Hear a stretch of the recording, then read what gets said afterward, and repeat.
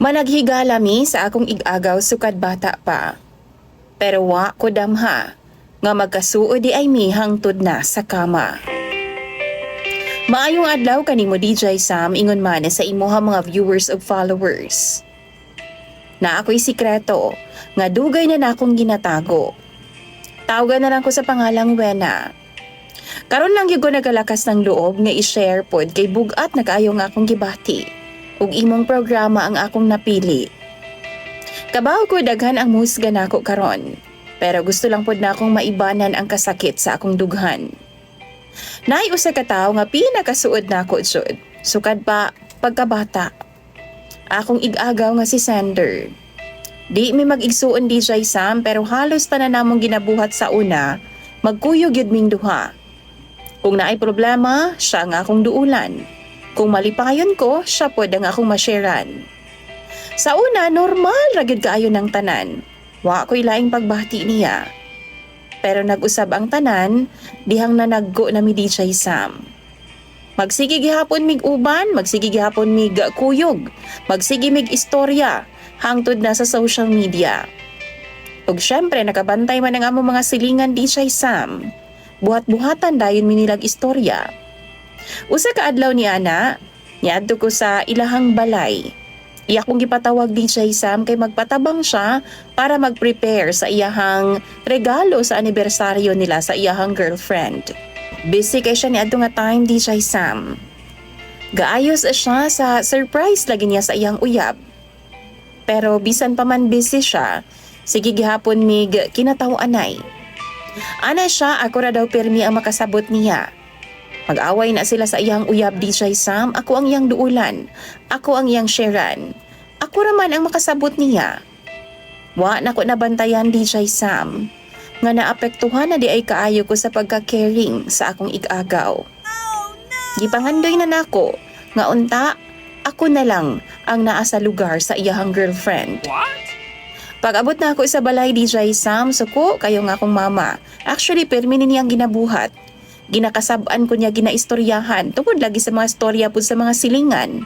Nga sobraan ra daw kaayo mi ka-close ni Sander. Naana daw mga tao nga gachismis bahin namo. Nakahinumdum na noon daw sila DJ Sam sa una, mga ligo daw migsapa duha, mga bata pa mi maghubo daw mi tanan. Lain kay DJ Sam ang mga chismis sa mga tao. Nasakitan ko ato samtang nadungog na ako. Pero mas nakurat ko, kay imbis malain ko sa chismis sa DJ Sam, murag na apektuhan man noon ang akong hunahuna. Murabag na ay bahin sa ako ang giganahan ko. Oh no!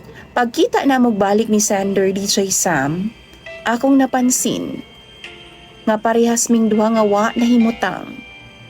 Naghilom lang mi kadali, hangtod nakaingon ko og, what if buhaton kaya nato no ang ilang hunahuna? What if i-try kaya nato nga mag-ana-ana tang duha? Tuod man DJ Sam, ambot. Gitubag pud ko niya nga unsa man na imuhang hunahuna gaw. Mag-ig-agaw tang duha. Pero humani adto, nisugot ra pud siya. Nanulod bing duha sa lodging house sa DJ Sam. Og di lang kausa, daghang higayon kung do na mi tsansa. Regular nga nagaana-ana naming duha sa akong igagaw nga si Sander DJ Sam. O ginalipat na lang namo ang iyang girlfriend. Pero bisan kay bahoming sayop, wa gyud mi distansya. Dito nagsugod DJ Sam ang pagtago-tago namo kung naa mi buhaton gyud sa kama. Ang among closeness isip mag-igagaw, nag-level up na gyud og taman. Sige mig chat-chat, sige mig istorya nga kamirang duha ang nakasabot. Hangtod ang mga tao sa among lugar, grabe na gyud ang hungihong DJ Sam nga naa gyud lagi something sa among duha. Ug do na pa gani niabot nga istorya nga do na day nakakita sa amo sa syudad nga nanulod lagi daw mi sa lodging house. Wa na ko kay baw DJ Sam unsaon paglikay ato nga panahon kay murag naanad naman pud ko nga permi na ko siyang kauban. Sa amo ang setup ba? Bisan gani ang akong best friend DJ Sam nga mga babay, ipasidan-an akong daan nga delikado ang among ginabuhat ni Sander. Daghan daw og masakitan, Daghan daw og nasagasaan. Hangtod niabot ang adlaw DJ Sam nga nagkita ming duha ni Sander sa waiting shed. Naa daw siya importante nga iistorya sa akoa. Niadtong higayuna DJ Sam nakulbaan kog taman. Labaw na siya. Labi pa dihang giistorya niya sa akoa DJ Sam nga nakuha daw sa iyang girlfriend ang iyang cellphone. What? Murag nihunong jud ang akong kalibutan niadto nga time. Kabaw ko nga daghan kaayumig mga conversations nga dapat unta sa amo alang duha. Dapat wala na lang unta to nahitabo. Pagkahuman ato DJ Sam, grabe na yung overthink nako. Di na ko katog. Di na ko kakaon og tarong. Hangtod galit lang ni chat sa ako ang girlfriend ni Sander. Magkita daw ming duha. Og tuod man isugot ko. Pagkita namong duha DJ Sam, wa gyud ko ikasulti. Nauwaw ko sa iyaha. Hilom kaayo siya, pero klaro kaayo sa iya mga mata DJ Sam ang kasakit.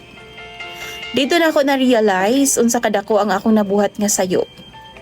Nihangyo ko sa iyaha DJ Sam nga di na lang niya isulti sa uban kay nahadlo ko sa kaulaw ug sa mamahimong gubot sa akong pamilya. Pero bisan unsaon akong explain DJ Sam, di na gyud mabawi pa ang kasakit sa iyang girlfriend. Kay di lang man relasyon ang among nadaot, kundi ang pagsalig sa amoa sa among pamilya. Gituman ako ang saad nako sa iyang girlfriend. Nga di nami magkita ug di na ko manghilabot sa ilang duha ni Sander. Pero nahadlok gihapon ko nga moatubang sa tinuod. Kada makahinumdum ko sa tanan DJ Sam, dako ang akong pagmahay. Pero ambot ba oy?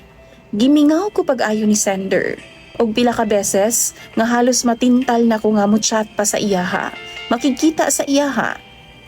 Usahay DJ Sam, kung unsay sayop gikan sa sugod, bisan unsaon ni magtago na og pugong, sakit gihapon ang padulngan. Og halos di na nako mapuggan ang akong kibati karon. Naglisod nako tungod sa kamingaw ug naanad na pud ko nga naa sa akong kiliran si Sander. Unsa may buhaton nako?